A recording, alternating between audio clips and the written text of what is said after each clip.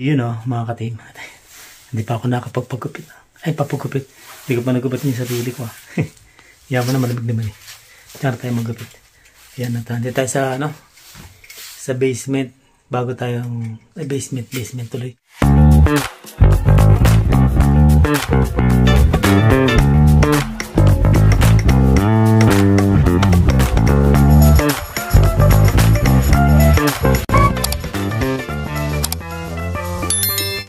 Yun o, mga ka-team, at nakikigising lang natin. Noong oras na babali 6:30 na ng umaga. Lunes na naman. Unang araw natin sa cook. Yan. Kailangan pagka papasok tayo sa cook, gano'n mo tayo. Pasok tayo sa ganyan. Ang unang-unang kakainin natin eh, yung mas mabigat. Gaya niya, may natira rin ano rito kagabi, soup. Sopas kagabi. Mag-rice tayo. Kailangan ng pagkain natin yan ano eh, mabigat agad para hindi tayo basa-basa magutom, hindi tayo maghihina. Yan. Nintay ko lang si Shakira. Bali isasabay ko na rin siya. Pagkatid ko kay Shakira, diretso na ako dun sa sa unang ruta. Meron na yung tatlong ruta, isang Walmart, isang isa Canadian Superstore, tsaka Co-op. Yan, nasa tayo Southwest area tayo. Yan, okay. Kain muna tayo. Ito, mga kating, katatapos lang natin. Nag-umpisa tayo ng ano, ng 7 AM. Natapos tayo ng ano, 11. Ano eh, sobrang dami ng delivery, 4 na paleta. Kaya tapos ano, syempre ano siya eh, paggaling sa linggo, yun ang problema. Walang ano, walang stock. Yan. Doon pa lang tayo sa second ano natin. Buti na lang yung second na ruta natin, katabi lang. Ayun no. Sa kabilang side lang, 2 minutes away lang. Kaya yung makakasubo pa tayo ng rito ng tinapay bago tayo pumunta ron. May dalawa pa tayo. No oras na, 11 na. Naubos yung oras ko dito sa ano, sa Walmart kasi laging ubos. Hindi ka pa tapos, uubos na yung product. Okay. Simbaon ko, may baon ako dito eh. Kain muna, mga katim. Yun ang mga katim, tabiyahin na tayo sa kabilangan natin, ruta. Ano na tayo eh, kumain lang tayo ng 2 tinapay. Tapos minom tayo ng tubig. Para tuloy-tuloy ulit tayo rito, malang matagal na naman tayo. Ito yan yung 2 store na ano eh, Walmart at Superstore. Yan ang matatagalan ka talaga. Dahil maraming delivery at lalo itong ano, Superstore, maraming delivery din yan eh. Mga 4 na paleta yung mga yan eh. Ito na magkalapit lang to. Kaya dito na yung way niya, liliko lang tayo sa kabilang side dito eh.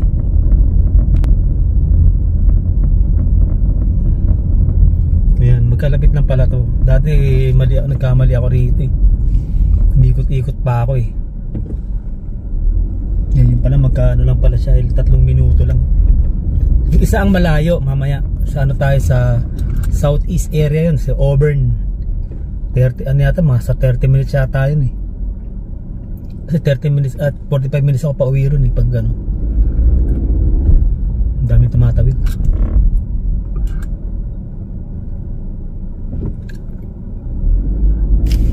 Yan, dito lang. Buti na alam ako itong daan na to, kundi iikot pa ako sa highway. Ito kasi pag umasa ka sa ano, sa map, wala, iikot-ikot ka niya. Lalayo-layo ka pa, kaya kailangan dito bago ka umalis, check mo yung map kung saan yung magandang daan, kung saan talaga siya makakadadaan. Kasi nakaraan, umikot pa ako sa highway doon. Ito lang pala, magkatabi lang pala. Kasi ganun yan eh, yung imbis na shortcut, long cut. Kaya mahirap umasa sa ano, sa mapa. Okay umasa, kaya check mo muna kung saan yung way. Kasi baka mamaya eh,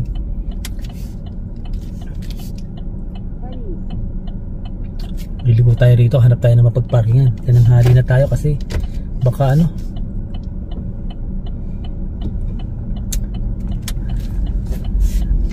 tagal ko doon sa kabila eh, dami kasi. Ako, wala tayong mapagparkingan na. Sana yun lang. pag nagpark ka rito yung ano sa end, hindi ka madadali. Hirap na lagi ako sa ganyan sa mga sulok. At least yung katabi mo isa lang, tapos lalayo ka na doon sa linya, kahit na sumagad na yung kabilang side mo. Kasi mahirap mga ano sila mag-drive dito, basta-basta na lang liligo sa parking lot. Wala silang pakialam kung tama-tamaan ka dyan. Kaya ako ganyan mga end parking, para at least sagad ako sa kabila, may guhit yan may ano naman yan Okay, let's go.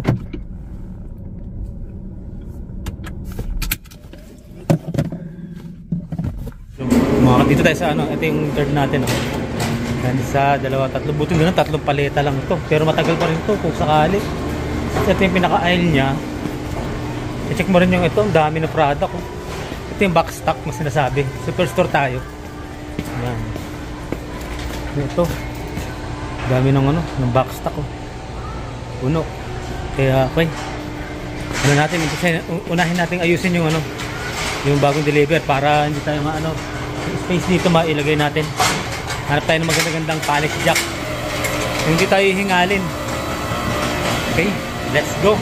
Mga katimata, okay na yan. Inayos na natin yung natin ng back stock, at uwi na tayo. Ikaw, mag-washroom muna ako kasi malayo yung malayo yung biyahe. Kailangan mag-washroom muna. Okay, yun muna. At okay, ready na tayo pumiyahe kasi malayo yung biyahe, 30 minutes. Mahirap na pag na-washroom ka, diba? Mahirap kaya mag-drive, Yan, ito yung mga ginawa natin. Yan, diba? Natapos natin na maayos. Okay, at mag-log out na tayo, tapos uwi na tayo.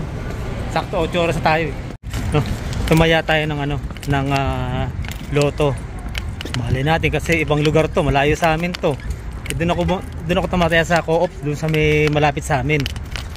Syempre baka dito swerte rito Tagal ko na tumataya doon kahit balik taya wala nakita ko nakita pagka-log out ko nandoon yung bilihan ng Lotto.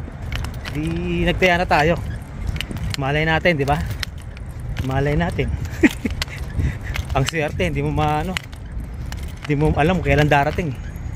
Okay, atawin na tayo, makulimlim na. Mag-i-snow yata sabi nila Okay, let's go.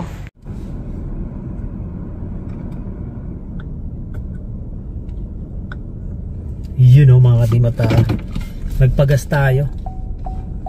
Ano yun? Nagpagas tayo, mabot ng $30 yung gasolina natin. Ang laki. Kasi syempre malayo ang mga biyahe rin yan Pero okay lang, naman yan bayad naman yung natin, yung mileage. Kaya okay lang. Parang syempre kung ilan yung mileage mo, yun times 0.55 sa mileage. Yun ang maganda ron. Kaya kahit na malalayo yung yung lugar, wala kang problema. Kasi nga okay naman yun. Kasi kung ilan yung mileage mo, siyempre makukumpute mo yung gasolina mo ron mababawi mo lang din. Yun nga lang, nagagamit yung sasakyan mo, nadadagdagan yung mileage, di ba? Bagay okay naman yun, kaysa naman nag-Uber ka. Yung Uber walang tigil ang yung Uber walang tigil yung nun, yung pasada, di ba?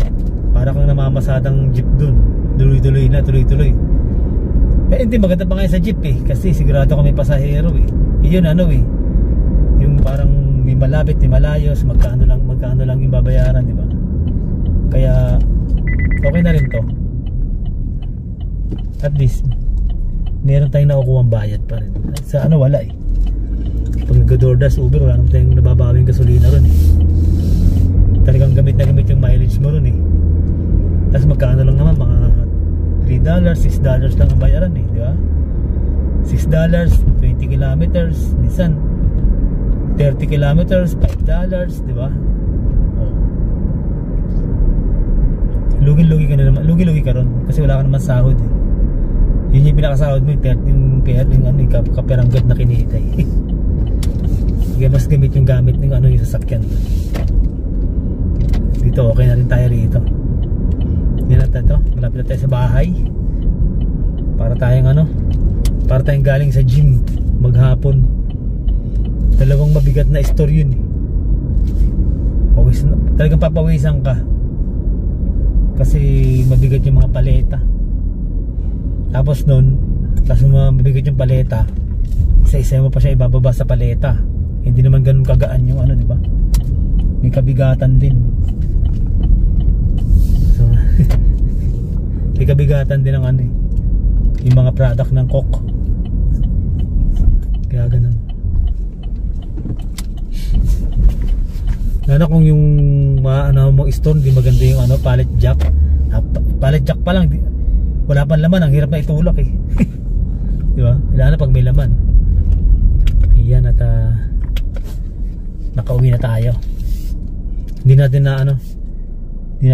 na sundo si Shakira kasi 4:43 na, alas 3 ang pasok uwi nun eh. Ayan. Okay, at makapagpahinga tayo mga ka-team. Bukas naman uli. Okay, mamaya ewan ko anong magagawa natin mamaya. Mga ka-team, lumabas ako rito kanina kasi gusto kong tumambay din sa labas. Ayan, liwanag ah. Gusto ko sana tumambay dito.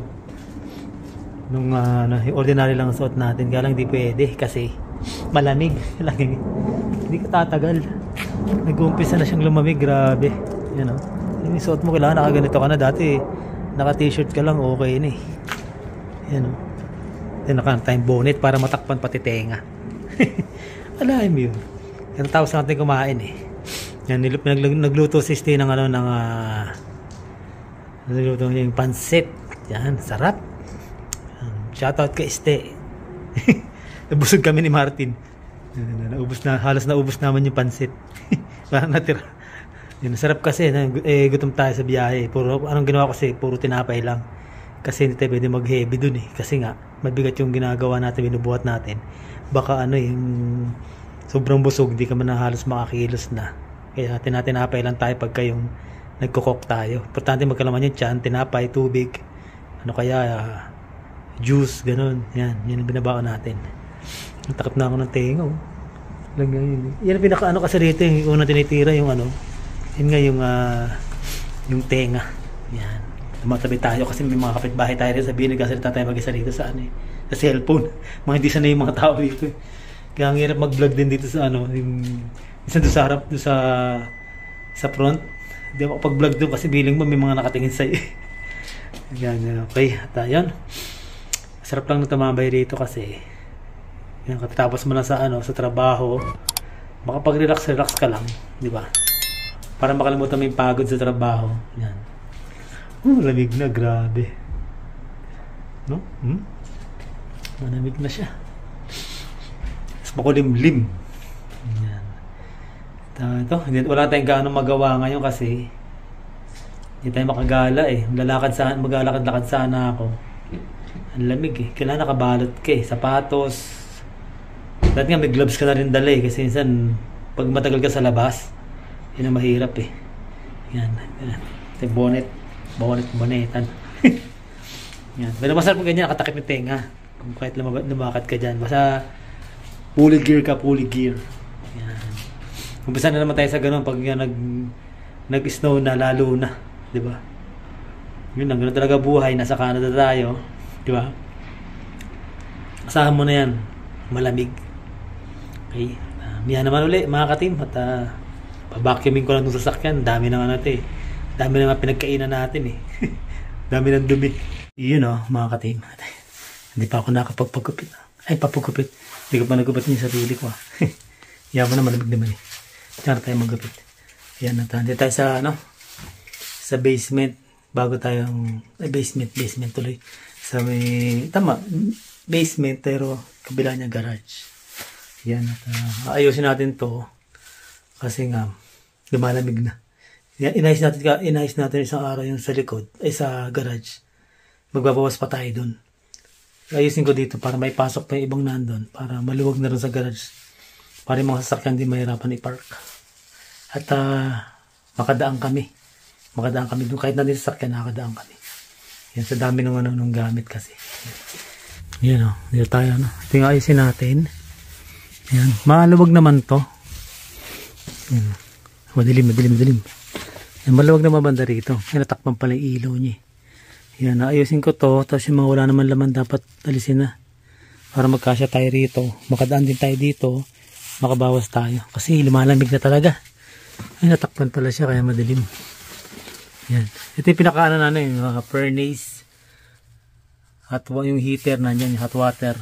Tapos yung ito yung pinaka-furnace niya. Yan. Maluwag naman kasi ito kaya dito yung mga gamit. Okay, at ayusin natin to para maging maayos na. Kasi pag tinang winter, wala na. Tama na naman ito kumilos. Kasi hindi ka makakilos nang hindi ka magbabalot ng katawan eh. Okay, at umpisa na natin. Let's go. Mga katim ang importante kasi dyan, yun, di ba? Lumuwag na siya. Inayos lang natin yung pagkakatambak. Hindi tayo nagbawas. Hindi nagbawas ako, nagtapon ako doon ng mga box na walang laman. Yan, kailangan kasi ito makakadaan ka dyan.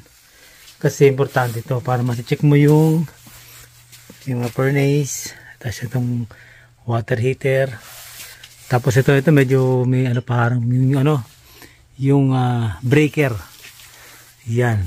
Tapos yung ilaw natin dapat yan, hindi siya na tatabunan. Para maliwanag dito, madali natin ma-check itong area na to. Parang sa mga fire exit yan, kailangan makakadaan ka dyan. Diba? Kasi minsan yung breaker, nagkiklik yan eh. Pag kami nag-overload, mamamatay yung breaker mo. Kailangan makadaan ka dyan para ma-check mo yung breaker mo kung naka-on o naka-off. Yan, okay naman siya. Yung problema nito kung kakasya rito, ipapasok natin ibang gamit dito. Medyo ihapit pa natin ng konti para makabawas tayo sa garage. Tapos yung gulong may lagay na sa gitna. Magkasya sa sasakyan. Okay, at okay. Pisahan ulit natin. Yan itong mga gamit namin na dito lang sa kabilang side. Yan, di ba? Kasi total hindi naman namin magagamit na hindi naman abot yung sasakyan dyan. Tapos meron naman yung doon, yung hagdan ayun Kasi ito medyo malalim dito sa side na to. Kaya okay siya. Nandiyan na lahat ng mga gamit namin.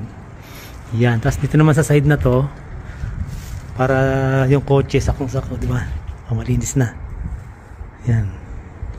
Isang araw hindi ko natapos kaya tinapos ko lang ngayon. Yan Malinis na to, clear na to. Para pag nandun isang sasakyan stay, nandiyan namin lalagay yung winter tire.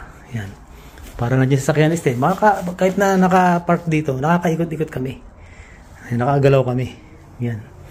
Diba? Isang side lang. Tapos paunti-unti i-dispose namin yung mga hindi na dapat ginagamit. Tapos meron naman dito mga yung mga pwede mo i-donate. Yan. Kasi sobrang busy lang talaga kami. Hindi namin nasikaso. Abutan na kami ng taglamig. Kaya ang ginawa ko, niligpit ko lang, inayos ko lang. Para next summer. Yan, natin yan. Yung mga, meron naman tayo rito mga may mga kada lugar dyan, meron siyang pwedeng maghulog ng mga, parang meron siyang isang malaking hulugan ng mga i-donate mo. Yan dito. Gagawin yan, ipipilter lang ni mga dyan, yung mga hindi na magagamit. Tapos yan, hanggang sa mawala na yan. Hanggang sa, kahit sa loob, may malinis na tayo. Yan, nakatulong pa tayo dun sa mga nangailangan. Yan, yung mga lumang damit, gano'n, di ba? Lumang damit, yan. Okay. Malinis na.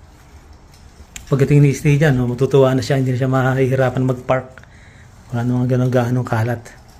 Ayun, ganun lang muna. At nagutom na ako, nabot na ako ng alas 4. 4 o'clock na, 4 PM na Tapos ang lakas ng hangin.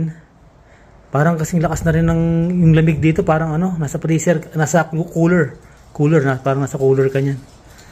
Yan, lakas ng hangin, tapos malamig. Pero kahit may araw yan, malamig pa rin. Kaya makabalansuot natin. Okay, mga katim, at mamaya naman ulit.